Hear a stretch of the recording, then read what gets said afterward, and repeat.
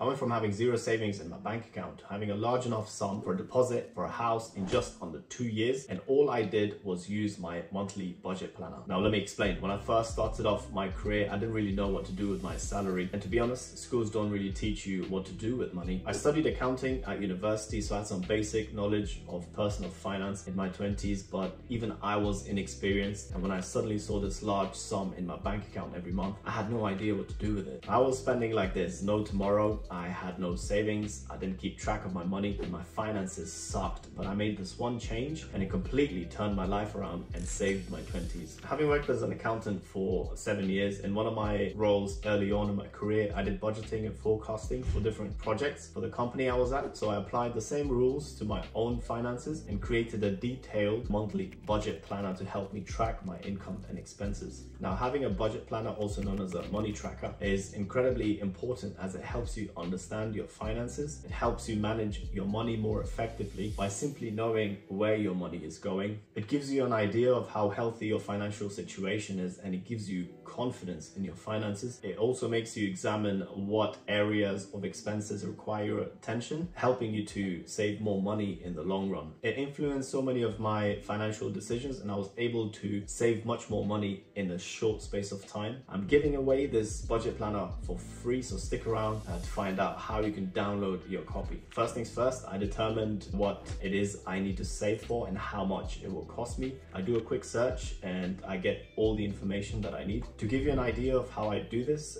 say I want to buy a 3-bedroom house in the outskirts of London. With a bit of research, I find out that this would cost me about 500k, and to buy a house worth that much, I need to have at least a 15% deposit, which is the average house deposit for a first-time buyer in the UK. This works out to be around 75k. So I make this my goal and I follow a strict savings rule, and I stick by that no matter what. At the moment I receive my salary, I ask myself, how much do I really need to cover my expenses? I keep that amount in my current account, and the rest goes straight into my savings and towards my goal. I adopted this idea that the money that I put into my savings does not belong to me. It now belongs to my future self, who's about to buy his first house. So until I reach that point, that money is not really mine, and if I ever take that money out, then I'll be robbing my future self of the happiness in securing a home. A popular method, one that is essentially what I followed in the beginning, is the 50-30-20 rule. This is where you allocate 50% of your income towards your needs, which is for bills, food, loans, insurances, etc. You'd allocate 30% towards your wants. This is eating out, entertainment, gym memberships, and 20% towards savings for emergency funds or for a house deposit. Comparing this method to mine is a bit more personalized. I change the ratios as I go along. There are some months where I know I'll go on a holiday, so I'll forecast how much I need for this month and I keep that money aside to cover the expenses of the holiday. And there are other months where I know I won't be going out as much, so I can save as much of my money as possible and put that in my savings to go towards my goal. But I would recommend anyone to start using this 50-30-20 rule to get a hold of their finances, and then change the ratios as you get good at managing your money. When I first started, I kept 50% for my bills, only 10% for my wants, and then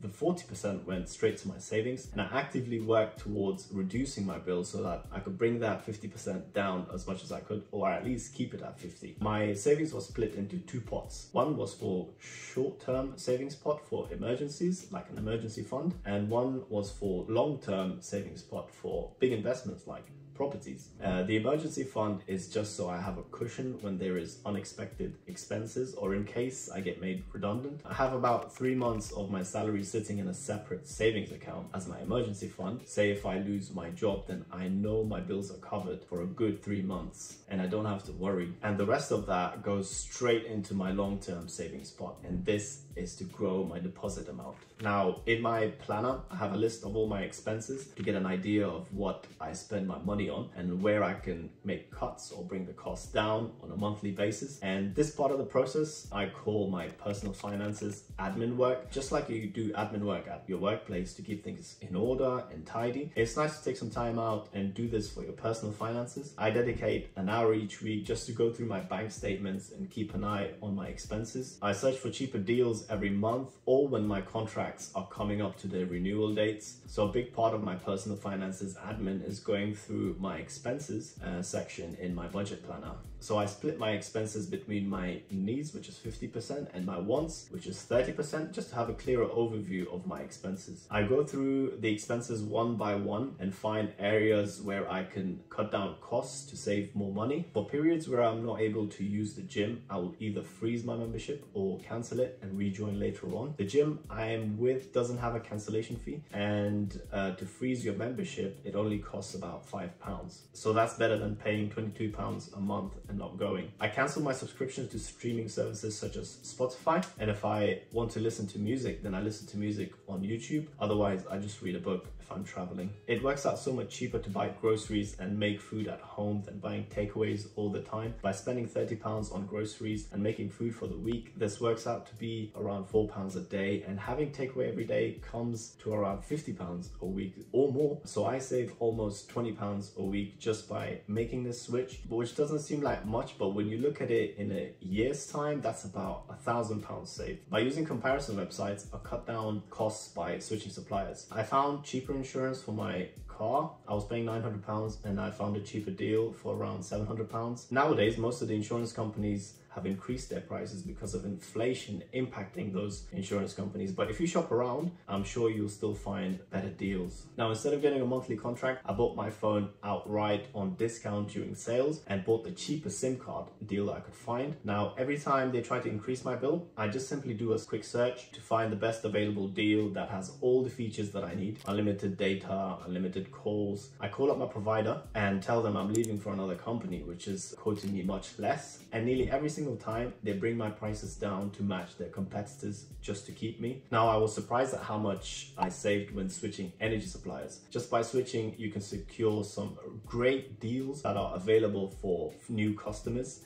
I ended up saving around £350 by using a different supplier. I also do this for my broadband. There's always great deals for first-time customers or new customers. And again, if you find a cheaper quote elsewhere and you call up your provider, in majority of the cases, they will match the prices of the competitor just to keep you. I went from using a really nice gym and paying £60 a month to joining a much cheaper local gym for £22 a month, and I only use the weightlifting areas. Now, whether it's grocery shopping or shopping for clothes, there are always smarter ways that you can shop to save some extra money. What I mean by this is, if you're going to the grocery store to do some grocery shopping, try the cheaper value for money products. Oftentimes they're great quality and the only difference is brand names. Some brands charge about 30 to 50% more for their products when it's contents and the quality is exactly the same as non-branded products. When I shop for clothes, I don't buy it full price. I either wait for sales or buy it from outlets or buy it on discount from friends who work at the stores. I'm not really into designer clothes, but I make sure I buy good quality clothes so I can get more wear out of them. By buying cheaper clothes doesn't really mean you should compromise on the quality, because clothes made from cheaper materials will tend to discolor and lose its shape much faster, and it's much more sustainable for you to invest in higher quality clothing and get more wear out of them. Now, there's always better ways to shop which doesn't hurt your bank account. We all want something new once in a while, and we definitely